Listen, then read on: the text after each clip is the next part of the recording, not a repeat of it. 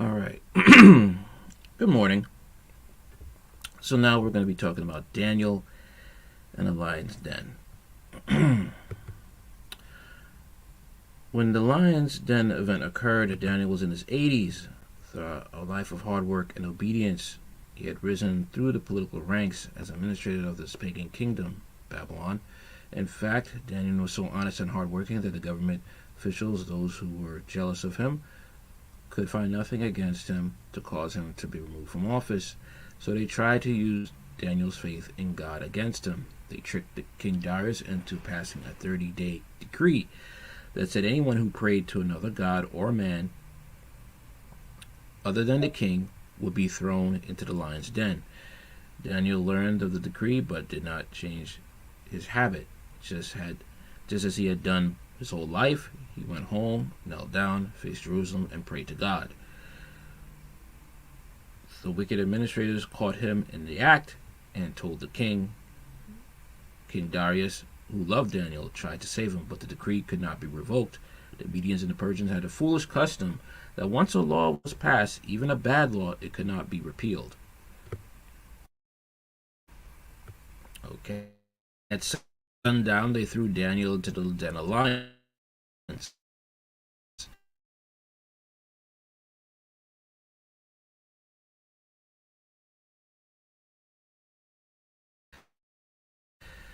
The king could not eat at dawn. My God sent his angel, and he shut the mouths of the lions. They had not hurt me because I was found innocent in his sight, nor have I ever done anything wrong before you, O king. Daniel chapter 6, verse 22. Scriptures say the king was overjoyed that the prophet had survived his night with was brought out unharmed because he had trusted in his God. Daniel chapter 6, verse 23. The King Darius had the men who falsely accused Daniel arrested along with their wives and children. They were all thrown into the lion's den where they were immediately killed by the beasts. Okay? Because of the lion's den experience, Darius reached this conclusion about God. For he is the living God, and he will endure forever. His kingdom will never be destroyed. He will rule his rule will never end. He rescues and saves his people. Performs miraculous wonders in the heavens and on earth. He has rescued Daniel, chapter 6. The king issued a decree ordering the people to fear and reverence the God of Daniel. Daniel prospered under the reign of Darius and King Cyrus the Persian after him. All right.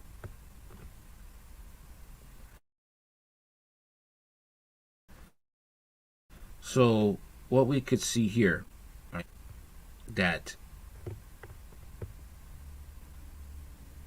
you will have accusers. All right. When you live for God, you will have enemies because you are showing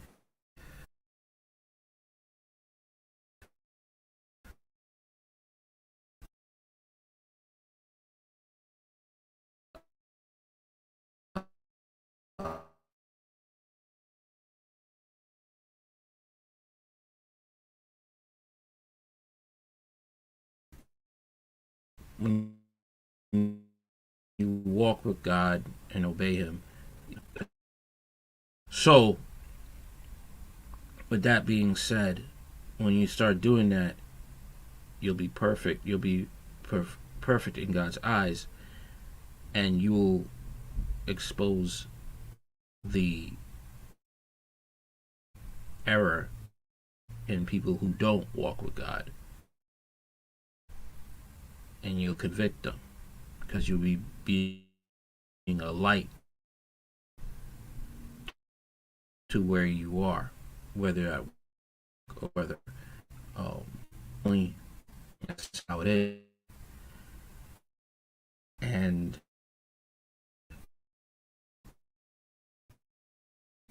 God is in control.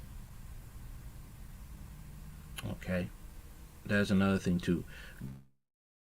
God is one who creates vessels for honor and vessels for dishonor.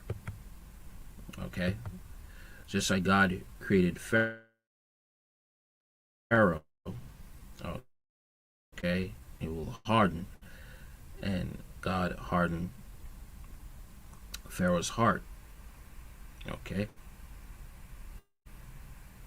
So God has your enemies tailor made just to be used as vessels to test you and to try you to see if you still trust in Him, okay. And that is something that we always have to keep in the back of our minds. All right.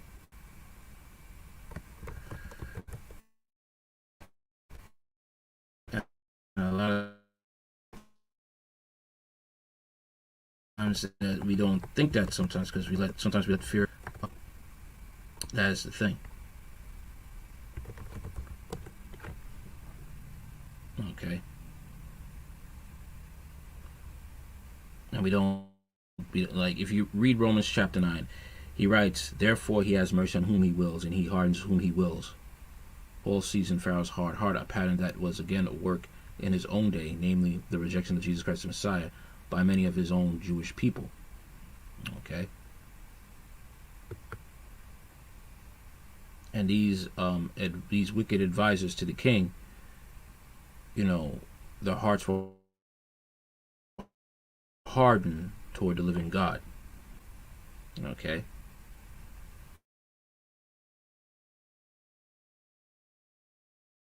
Okay, a tool to God glory. All right. And after they were finished being used, they were discarded. All right. They dug a ditch for Daniel, but they ended up falling in that ditch. That's the thing. Unfortunately, their wives and children had to pay the price as well. All right. But we must always understand that, God is there. Okay, when a trial comes up and our faith is tested, we must always understand that God is there. But this only works if your faith has grown to that point. A lot of times you hear this story preached or talked about in Bible studies, but the key thing is your faith growing to that point to sustain the trials. Right now, we're in the end times, okay? And a lot of people are just saying that I'll never take the mark of the beast, I'll never do this, I'll never do that. But if your faith is not growing to that point, you are going to take that mark of the beast. You say that now with your words, but when you can't work or you can't buy food, is when that's the rubber meets the road, or you see your kids hungry, or your spouse is urging you to go get that mark, or your family members are urging you to go get that mark. Okay? Because the Antichrist will appear, and it's not going to be like, some sort of, there's not going to be some sort of reign that everybody hates the Antichrist. No.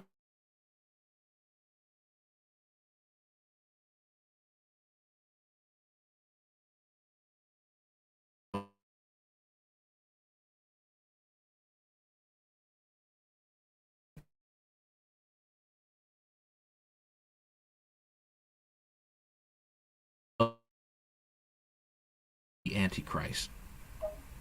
Okay? Should knowledge, but you don't have the faith to withstand the trials, you're going to fall apart. Okay? It's going to be, you can't be lukewarm in these times.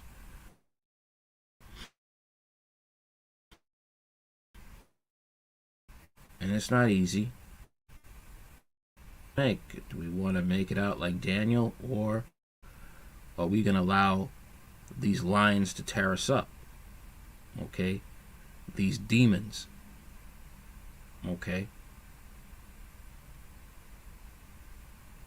that are going to tear up a lot of Christians.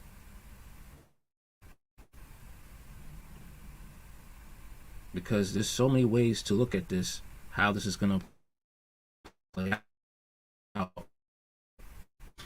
Okay.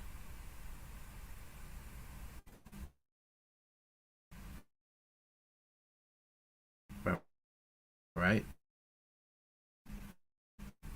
And we must also look at the fact that this is, all this is God's final chance for us. He's giving us one final chance for us to get it right.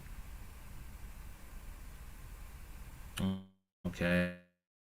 This is our last chance. Okay. Our last chance.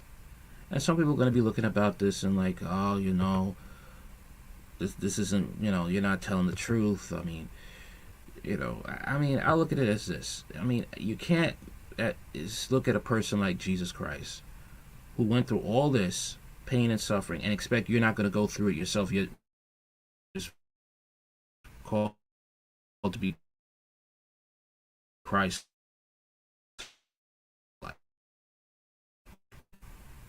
But he always gives us a choice. Either, that's it. It's black and white. It is not an easy road to walk. Broad is the path to destruction. Narrow is the gate to eternal life. It's difficult. Few find a way, and narrow, and few that find it. It's very few that find it. You have,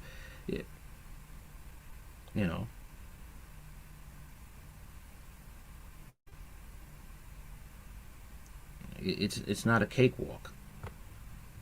All right. Definitely is not. But let's look into this article a little bit more. Points and lessons and points of interest. The name Daniel means God is my judge. Daniel is a type of Christ, a godly biblical character who foreshadowed the coming Messiah. He's called blameless for Pontius Pilate.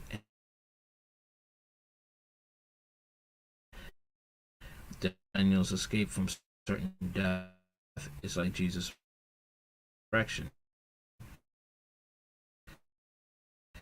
Lines also symbolize Daniel because Daniel obeyed God's law and was faithful to him. While the Bible encourages us to be law-abiding citizens, some laws are wrong and unjust and are overruled by God's commands. Daniel is not mentioned by name in Hebrews 11, the great hall of fame, but he is alluded in verse 33 as a prophet who shut the mouths of lions. Daniel was taken into captivity at the same time as Shadrach, Meshach, and Abednego. When those three were thrown into the fire furnace, they exhibited the same kind of trust in God. The men expected to be rescued, but if they were not, they chose trusting God over disobeying him, even if it meant death. And that's a thing too. That is a thing too, because I have that fear of death. I'm not going to lie. But see, that's the thing. We're not promised an easy life. We're not promised that if we trust God, we'll get out of it scot-free. We'll get out of it pain-free. No. Okay? Jesus died a brutal death. Jesus prayed, Father, if this cup could be taken from me, if it could. If it could. If it's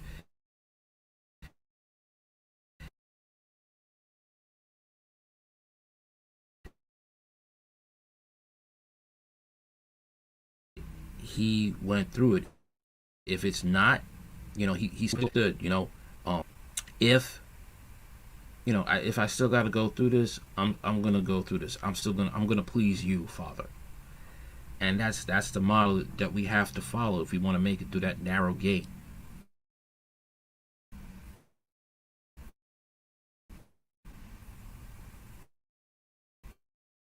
Okay.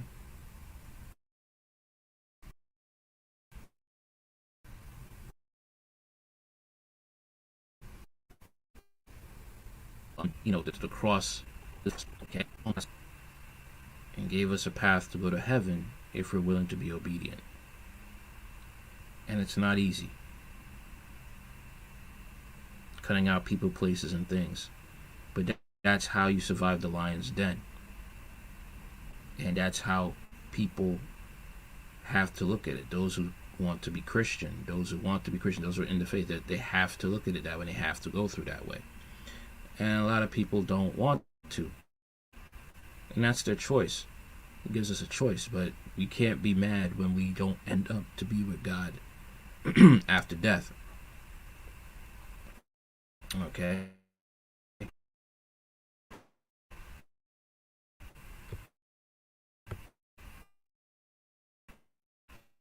We can't be mad.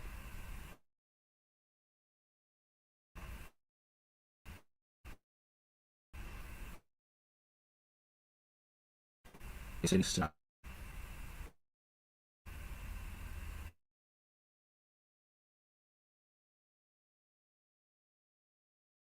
And it's tough. Jesus too, but it's not a place where people do whatever they want. You can't just say you say a prayer and that's it. No, this is your whole life. In order for Daniel to survive this trial, it was hard work. He had a relationship with Jesus, a real relationship with God. Okay, he had a real relationship. This if he just had a lackadaisical relationship here. All right,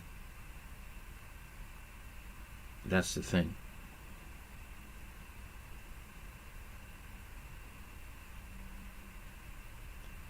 However, if he had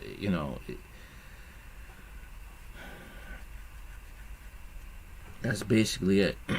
Whether we live or whether we die praising God, that's so be it. A lot of people laugh at this, say that's fanatical stuff. We don't have to go that far. Okay, okay. That's all I'm gonna say. That's all, just like that. Peace and be blessed.